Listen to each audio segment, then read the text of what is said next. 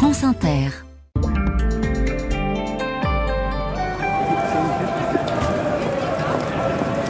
Sébastien, vous nous emmenez dans les très fiévreuses rues du quartier rouge d'Amsterdam qui n'en peut plus du comportement des jeunes touristes britanniques. Oui, le problème n'est pas nouveau, Fabienne. Cela fait déjà une décennie que la ville d'Amsterdam déplore les dérapages chaque week-end de jeunes touristes venus d'outre-Manche, arrivant en bande pour fêter un mariage ou un diplôme.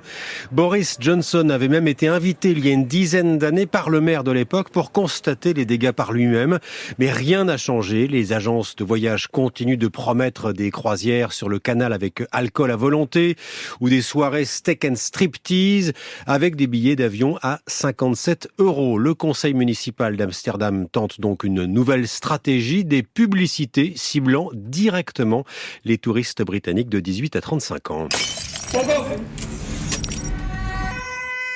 Exemple ici avec deux scènes très réalistes. Dans l'une, un touriste éméché se fait arrêter, finit menotté au poste avec prise d'empreinte, casier judiciaire et une amende de 160 €.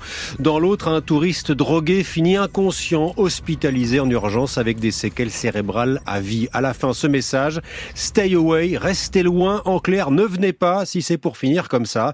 Des messages qui s'afficheront automatiquement si les internautes britanniques font une recherche enterrement de vie de garçon, hôtel pas cher ou tournée de pub. Une campagne très ciblée, discriminatoire, disent même certains. Une campagne qui s'inscrit dans une stratégie plus large de prévention. De très grands panneaux d'affichage, par exemple dans le quartier rouge, ont surgi récemment avec cette inscription « Nous vivons ici ». La mairie aussi envisage de déplacer les fameuses vitrines éclairées au néon avec les prostituées dans un autre quartier, une zone érotique, disent les autorités. Enfin, dès ce week-end, les bordels et les bars fermeront, plutôt avec interdiction de fumer du cannabis dans les rues. En Côte d'Ivoire, l'instauration d'un permis à points pour lutter contre l'insécurité routière. Ce nouveau permis est en effet entré en vigueur au début du mois dans le pays. Sur le modèle du permis à points français, chaque détenteur du permis a reçu le 1er mars un capital de 12 points, comme ici, qui diminue au fil des infractions. 2 points pour l'utilisation du téléphone au volant, 3 points pour un excès de vitesse au-delà de 25 km/h, 6 points pour un taux d'alcoolémie supérieur à 0,8 grammes d'alcool par litre de sang.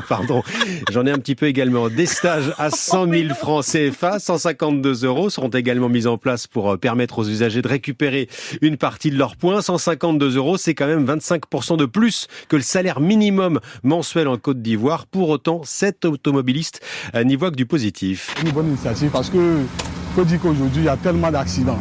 Donc avec ça, je pense que ça peut amener chacun de nous vraiment à se ranger concernant la conduite. Voilà, ce permis à points n'est qu'un des aspects de la nouvelle politique de lutte contre l'insécurité routière en Côte d'Ivoire. Les amendes vont de plus en plus être dématérialisées pour éviter le racket et la corruption de la police. L'importation aussi des voitures venant d'Europe devrait être mieux encadrée. Interdiction par exemple des véhicules de plus de 5 ans pour éviter que ce qu'on appelle les France au revoir. Ces voitures en bout de course en France et qui vivent une seconde vie de plusieurs décennies parfois en Afrique. Allez, le Bangladesh interdit les plastiques dans la plus vaste mangrove du monde. On les appelle les Sundarbans, 10 000 km² de terre et d'eau classés au patrimoine mondial de l'UNESCO en 1997, abritant une faune parmi les plus rares au monde, dont le tigre du Bengale ou les dauphins de l'Irrawaddy.